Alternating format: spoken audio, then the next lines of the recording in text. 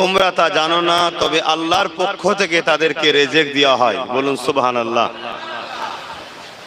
তাই হুজুর কেবলারা যে কাজ কর্ম রেখে গেছে, কোরআন সুন্নাহর আলোকে মুজাদ্দিদ জামান দাদা হুজুর রহমাতুল্লাহ আলাইহি, যিনি কোরআন সুন্নাহর ধারক ও বাহক ছিলেন, নিজেকে প্রথম কোরআন সুন্নাহর কমপ্লিট জীবন ব্যবস্থা গড়ে তুলেছে, সেটাকে মানুষের দর পর্যন্ত পৌঁছেছে।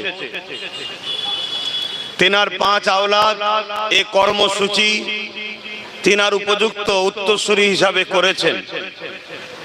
আমার বাপ চাচাজান হুজুররা উপযুক্ত সন্তান হিসাবে করে চলেছে।